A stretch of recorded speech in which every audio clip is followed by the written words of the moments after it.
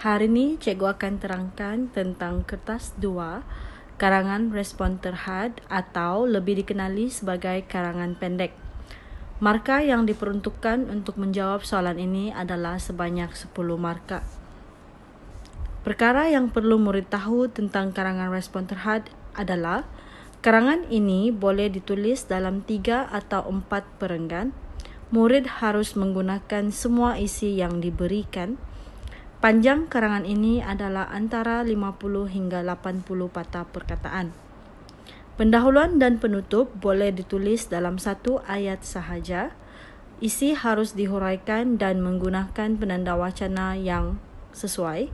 Masa yang diperuntukkan adalah sebanyak 15 minit. Seterusnya, cikgu akan terangkan tentang teknik pasang siap untuk pendahuluan.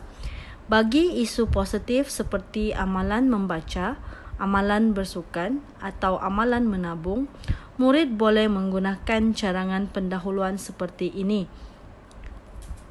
Amalan membaca memberi banyak manfaat kepada semua pihak. Manfaat bermaksud faedah atau kebaikan. Manakala bagi isu negatif seperti merokok, vandalisme, berjudi atau lumba haram, murid boleh menggunakan cadangan pendahuluan seperti ini. Merokok memberi banyak mudarat kepada semua pihak. Mudarat bermaksud bahaya atau keburukan. Seterusnya, cikgu akan terangkan teknik pasang siap untuk soalan penutup. Penutup bagi isu positif adalah kesimpulannya, semua pihak haruslah mengamalkan amalan membaca supaya generasi yang berilmu dapat dilahirkan.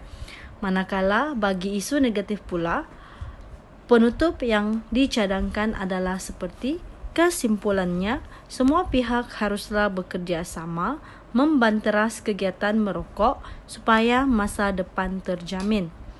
Seterusnya, cikgu akan tunjukkan contoh soalan karangan respon terhad PT3. Langkah pertama sebelum murid menjawab soalan ini adalah membaca arahan soalan terlebih dahulu. Arahan soalan berbunyi, berdasarkan maklumat yang disediakan, tulis sebuah karangan pendek yang panjangnya antara 50 hingga 80 patah perkataan. Bentuk soalan karangan respon terhad yang pertama adalah seperti ini. Murid akan diberikan rangka karangan dan murid diminta untuk menggabungkan frasa-frasa dalam rangka karangan ini dalam perenggan yang gramatis menggunakan penanda wacana yang bersesuaian. Skema jawapan adalah seperti berikut. Bagi perenggan pendahuluan, murid boleh memberi pendahuluan seperti ini. Menabung memberi banyak manfaat kepada semua pihak. Perenggan yang kedua,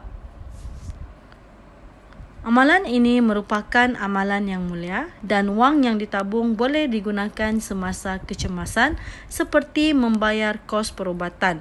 Menabung juga memupuk sikap berjimat cermat dan tidak boros berbelanja. Selain itu, kita juga boleh mengurangkan beban ibu bapa untuk membayar yuran. Amalan ini perlu dipraktikkan oleh semua orang.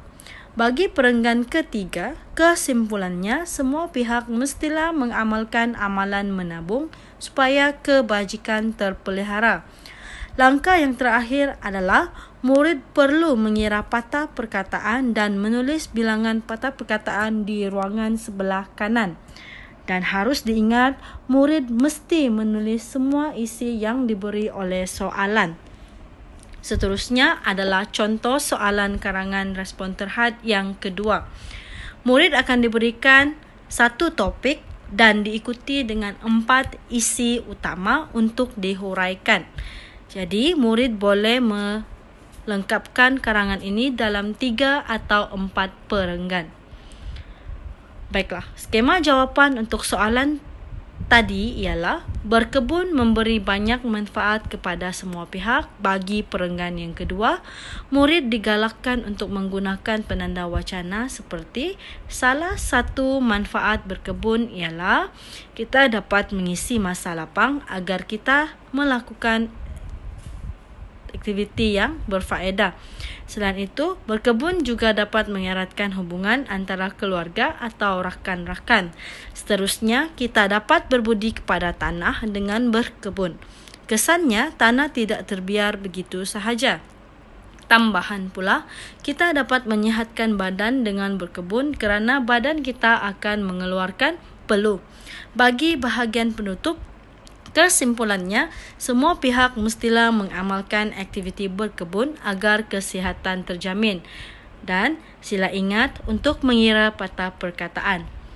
Ini adalah contoh soalan karangan respon terhad yang terakhir. Karangan ini hanya diberikan 3 isi utama dan murid perlu menghuraikan mengikut kesesuaian. Ini adalah perenggan pendahuluan diikuti dengan perenggan kedua dan perenggan penutup. Seterusnya, murid harus mengira patah perkataan. Sekian, terima kasih.